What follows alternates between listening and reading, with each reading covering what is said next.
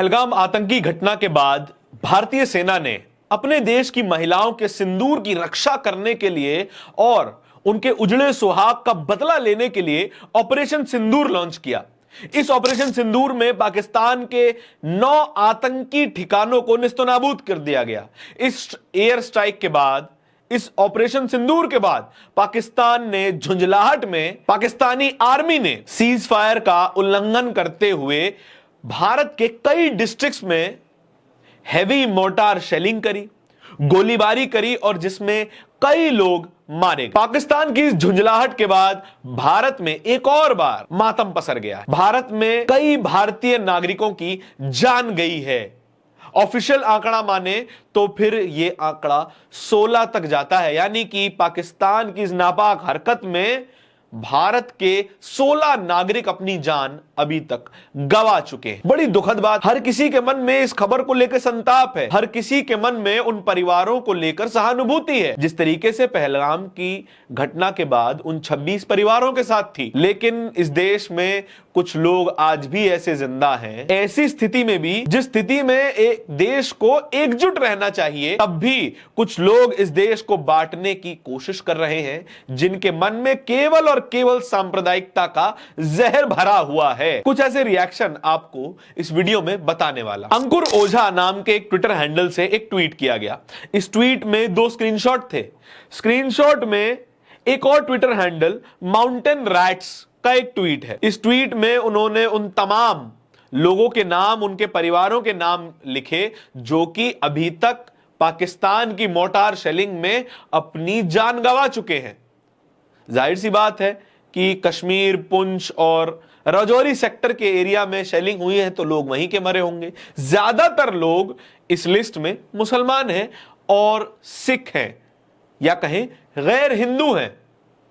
इसमें इस ट्वीट के नीचे कुछ घटिया बातें भी लिखी जाने लगी। यह ट्वीट आप अपनी स्क्रीन पर देख रहे हैं। तमाम नाम लिखे हैं।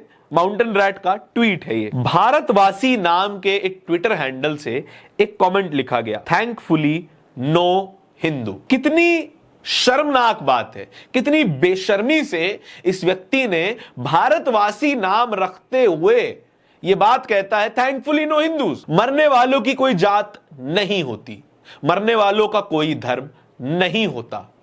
मरने वाले तमाम लोग भारतवासी थे, पहलगाम में भी और पुंछ में भी। दोनों को मारने वाला एक ही राष्ट्र है, पाकिस्तान या फिर पाकिस्तान समर्थित आतंकवाद। लेकिन फिर भी आज भी लोग ऐसे हैं जो कि मरने वालों का धर्म पहले जानना चाहते हैं। एक आतंकवादी थे जो कि धर्म पूछकर मार रहे थे, और ये मानसिक रूप से बर्बाद हो चुके लोग, मानसिक रूप से सड़ चुके लोग आज भी मरने वालों का धर्म जानना चाहते हैं। और इन्हें खुशी है कि एक भी हिंदू इसमें नहीं मरा, ये इन्हें खुशी है। इस बात का दुख नहीं है कि ये तमाम लोग भारतवासी थे, इस बात का इनको दुख नहीं है। इनको खुशी है कि चलिए हिंदू तो नहीं मरे, इस बात की इनको खुशी हो रही है। यानी कि इनके अनुसार हिंदुओं को छोड़ के चाहे जो मरे, इनको कोई परेशानी नहीं है। एक और ऐसा ही ट्वीट एक अजीबोगरीब नाम के साथ, क्योंकि इस तरह की भाषा लिखने वालों में इतनी हिम्मत नहीं होती है कि वो अपने असली नाम, असली तस्वीर के साथ अपने दिमाग में भरी गंदगी को सोशल मीडिया पे उड़ेल सकें। वो लिखते हैं, in all honesty I can only see 3 casualties, rest are collateral damage. Collateral damage अक्सर जंगों के साथ, अक्सर सैन्य कार्रवाइयों के साथ, अक्सर युद्ध के साथ इस शब्द का इस्तेमाल करा जाता है। कोलैटरल डैमेज यानी कि एक्शन में हुई वो मौतें जो कि इंटेंशनली नहीं की गई। ये कोलैटरल डैमेज, जो लोग मारे गए हैं, ये लोग इंसान थे, इनका परिवार था, इनका कोई जीवन था, इनकी कोई इच्छाएं थी। इस बात को पूरी तरीके से नकार दिया गया सिर्फ इसलिए कि वे हिंदू नहीं थे। ये व्यक्ति जो कि लिखते हैं कि in all honesty I can only see 3 casualties.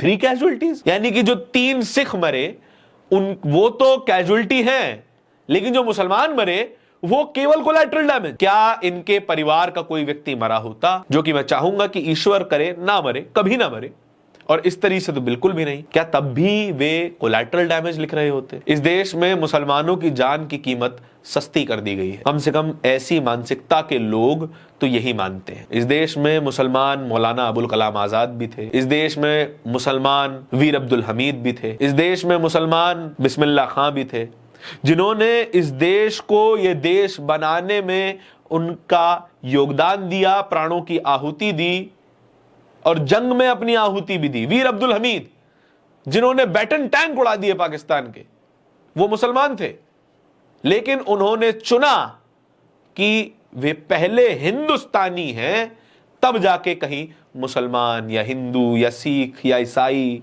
Jain, बौद्ध, ब्राह्मण, क्षत्रिय, वैश्य, जो भी है, पहली आइडेंटिटी हमेशा भारतवासी होनी चाहिए। और भारतवासी नाम रखकर ऐसे लोग इतनी घटिया बयानबाजी सोशल मीडिया पर खुलेआम करते हैं, क्योंकि साहब फ्री स्पीच का जमाना है। फ्री स्पीच का मतलब ही ये नहीं है कि आप जो चाहे बकवास सोशल मीडिया पे करते रहें। इंटरनेट की आजादी का मतलब ये नहीं है कि आप इंसान से इंसान की जान में अंतर करते फिरें। खैर, इन जैसे लोगों को तो यह बात समझ में नहीं आएगी, लेकिन हम अपने दर्शकों से ये दरख्वास्त जरूर कर सकते हैं कि इन जैसी घटिया सोच को अपने घर में, अपनी मानसिकता में पनाह ना लेने दें, अपने अंदर घर ना करने दें। और जरूरी यह है कि पहले एक सच्चे देशभक्त, देश प्रेमी बने, एकजुट रहें और इस तरह की घटिया चीजों से दूर रहें। आपके इस पूरी खबर के बारे में क्या विचार है, कमेंट सेक्शन में बताइएगा जरूर। इसी तरह के और भी अपडेट्स देखते रहने के लिए बोलता हिंदुस्तान को सब्सक्राइब जरूर कर लीजिएगा। बहुत बहुत धन्यवाद।